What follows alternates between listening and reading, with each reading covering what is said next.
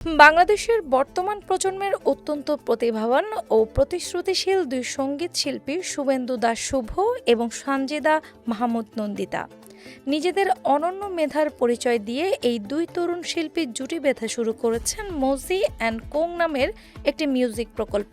বিগত প্রায় ১.৫ বছর ধরে তারা পুরনো দিনের চমৎকার কিছু জনপ্রিয় গান সম্পূর্ণ নতুন ও আধুনিক আঙ্গিকে কভার করে আসছেন।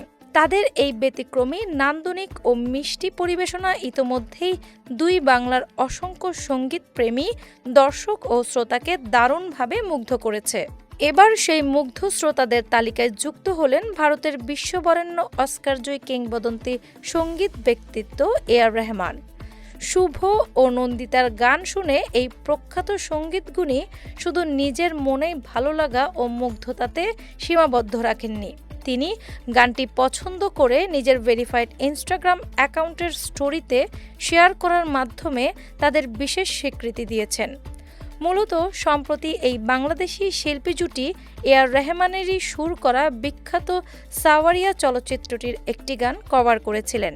শিল্পী শুভ জানান যে গানটি ছোটবেলা থেকেই তার ভীষণ প্রিয় এবং সেই গভীর ভালোবাসা ও ভালো লাগা থেকেই এটি তৈরি করা। শৈশব থেকে যাকে আদর্শ মেনে গান করা, তার কাছ থেকেই এমন অভাবনীয় প্রশংসা পাওয়াকে দারুণ এক অনুভূতি বলেছেন শুভ। অন্যদিকে এ.আর রহমানের সেই স্টোরির স্ক্রিনশট সামাজিক যোগাযোগ মাধ্যমে শেয়ার করে নিজের পরম উচ্ছ্বাস প্রকাশ করেছেন নন্দিতাও। নিজের অফুরন্ত আনন্দ প্রকাশ করে নন্দিতা লিখেছেন যে পুরো ঘটনাটি এই মুহূর্তে তার কাছে পুরোপুরি একটি সুন্দর স্বপ্নের মতো লাগছে। তিনি রসিকতা করে বলেন, কেউ যেন তাকে চিমটি কেটে বাস্তবতায় ফিরিয়ে আনে, কারণ এই স্মৃতি আজীবন সঙ্গীতের পথে অনুপ্রেরণা যোগাবে। প্রসঙ্গক্রমে বলা যায়, নন্দিতা এর আগে কোক স্টুডিও বাংলার অত্যন্ত জনপ্রিয় বুলবুলি গানটি গেয়ে শ্রোতা মহলে ব্যাপক আলোচনায় আসেন। আর নন্দিতার কণ্ঠে জাদুকরী রূপ পাওয়া সেই বহুল প্রশংসিত গানটির চমৎকার ও যুগোপযোগী সঙ্গীতায়োজন করেছিলেন শুভেন্দু দাস শুভ নিজে।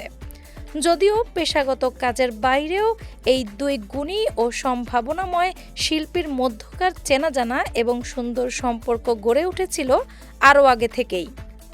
ডেস্ক রিপোর্ট, বাংলা বাজার পত্রিকা।